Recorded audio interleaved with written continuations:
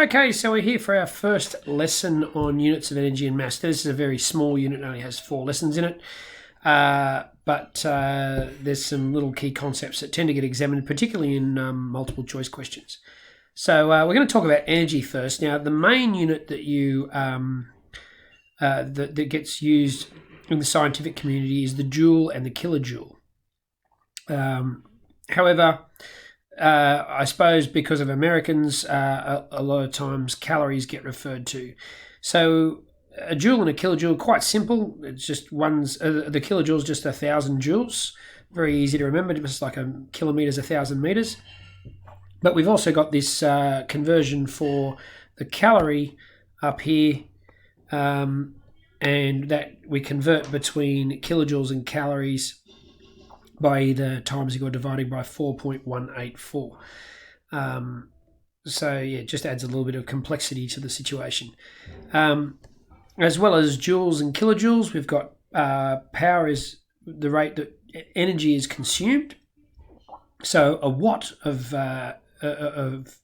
energy, I suppose is the best way of saying it, is equal to 1 joule per second. And we've got there, much like most other units, it's quite simple. We've got the watt and the milliwatt, like the litre and the milliliter. A milliwatt is 1,000 times smaller than a watt. A kilowatt is 1,000 times bigger. A megawatt is 1,000,000 times bigger, and a gigawatt is a trillion times bigger. Gosh, couldn't work out that out there. And then finally, we've got grams here as well. Just understanding that a ton is 1,000 kilograms. And obviously 1,000 grams is a kilogram, and so on. There's also the microgram there to remember, which is 1/1,000,000th of a gram. So as we do some of these conversions, most of them are rather simple. The calories just add a little bit to it. So 3,270 joules in kilojoules. Well, a kilojoule is 1,000 times smaller, so we're going to move the decimal place 3 times. Oh, not with a yellow texter, we're not. We're going to do that with a red texter, red pen. So 1, 2, 3. So it's going to come to 3.27 kilojoules. Now, 550 calories to kilojoules, we've got to remember that special number. So if I've got calories and I'm moving to kilojoules, I'm going to multiply by 4.184. So I have to take this and I have to multiply it by 4.184. So I'll use my calculator for that. So 550 times by 4.184 gives me 2301.2 kilojoules.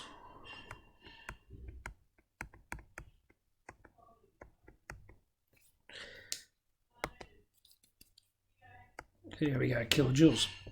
Okay, so going from watts to kilowatts, a kilowatt is 1,000 watts, so we just need to, if the units get bigger, the numbers have to get smaller, so we're going to divide by 1,000, so we're going to get 3.456 kilowatts. Then we've got 2.4 kilowatts back to watts. Well, a watt is 1,000 times smaller of a unit, so the numbers will have to get 1,000 times bigger. So to multiply by 1,000, we're going to move that decimal place 3 times, and 2.4 kilowatts will be 2,400 watts. Now, 4.5 tons into kilograms. Well, a ton is 1,000 kilograms, so we just need to multiply by 1,000 to go from tons to kilograms.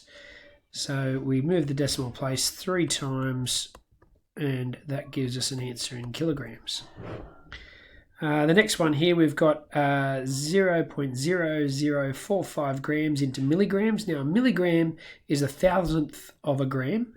So we have to multiply. We're going from a big unit to a small unit, so we multiply by 1,000. That decimal point is going to jump 3 times, and that's going to leave us with 4.5 milligrams.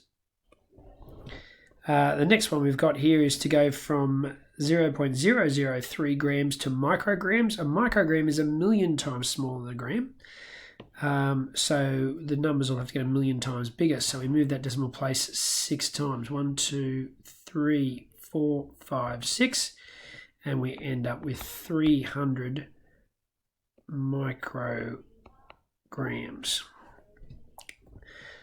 Okay, and then the next one we've got 7,820 grams into kilograms. Once again, we're going to divide by 1,000. That'll leave us with 7.82 kilograms, and you get the idea. There's the last one there, which I want 7,800 joules into calories. Well, first I'm going to have to move 7,800 joules into kilojoules, because that's how I convert. So 7,800 joules is going to be 7.8 kilojoules. And then remember, to go from kilojoules to calories, I've got to divide by 4.184. So I take that number, 7.8, and I divide by 4.184, and I get 1.86 calories.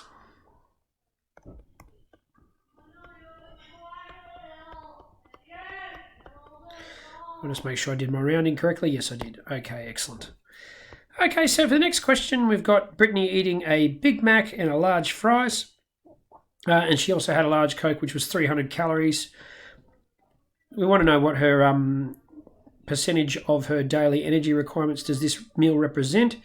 But we need to first deal with this 300 calories here. We need to get that into kilojoules. So to go from 300 calories... we'll go back and look at that conversion again. So to go from calories back to kilojoules, I've got to divide by 4.184. So I need to divide by 4.184 is going to equal some amount in kilojoules. So let's use the calculator for that. I'll just move him out of the way. So 300 divided by 4.184 gives us a total kilojoules of 71.7. So now we can add those up. So total kilojoules is going to be that 71.7 plus the 2060 in the Big Mac plus the 1900 in the fries. So we add that all together. So take our existing number plus 2060 plus 1900, and we're left with 4031.7. So that's our total kilojoules there. And then anytime we want to find the percentage of something, the number we're finding the percentage of goes at the bottom. So the percentage is going to be equal to what we consumed, 4031.7 kilojoules, over the thing we're trying to find the percentage of, times by 100. So we plop that into a calculator, 4031.7 divided by 8,700 and multiplied by 100 will give us an answer as a percentage. So that's going to be 46.34%.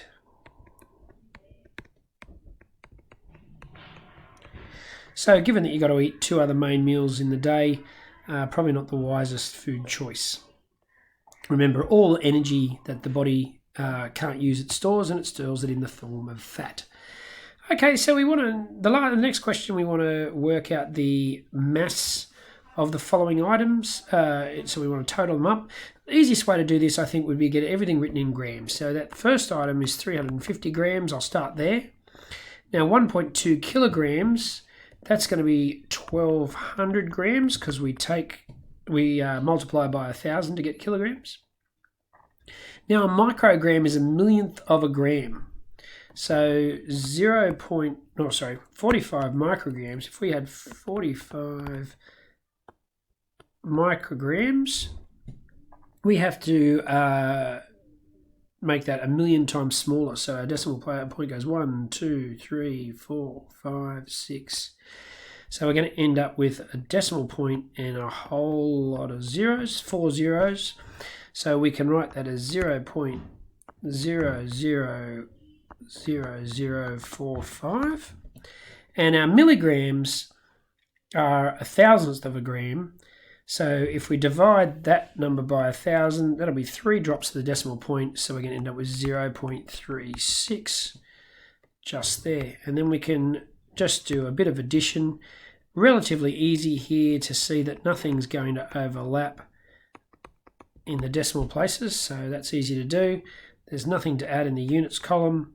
We got 5, 5, and 1. So in grams, we've got 1,550.360045 grams. Finally, we're being asked to find the density of an object where we take, which is measured by taking the mass and dividing it by the volume. So if you think about it, a dense object is something that is heavy despite its size. So if you compare, say, for instance, a shot put to a softball, they're sort of similar in size, but of course a shot put weighs a whole lot more. So it is more dense than a softball.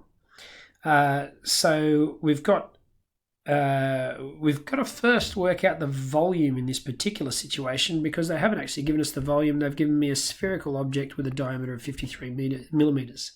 So to find the volume of a sphere, I'm going to need to do 4/3 of pi r cubed. You might remember that from the video on the volume of a sphere.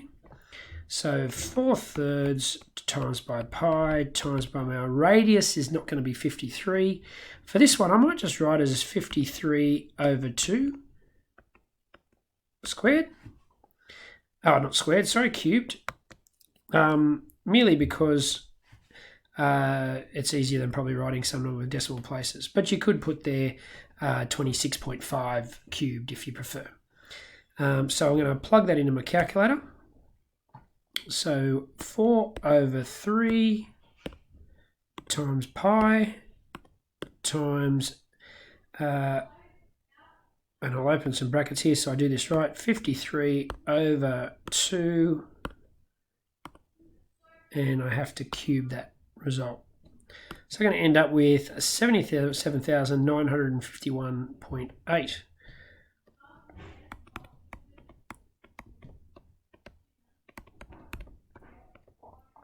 Millimeters cubed. So now the question wants us to give the answer in grams per centimetre cubed, and what we've got here is in millimetres cubed, so we'll have to just quickly convert that from millimetres cubed to centimetres cubed. Now there's 10 millimetres in a centimetre, but we have to do that change on 3 different dimensions. So instead of being 10 times smaller, it's going to become 1,000 times smaller, 10 times 10 times 10. So that's going to be 77.95 centimeters cubed. So now we can do this, use this density formula. So we take and we want to get it in grams per centimetre cubed. So the mass goes over the volume. Now the mass in this particular case, if we want it in grams, we'll have to convert that 0.6 of a kilogram to grams. So that's going to be 600 divided by the volume, which is 77.95. We put that into the calculator.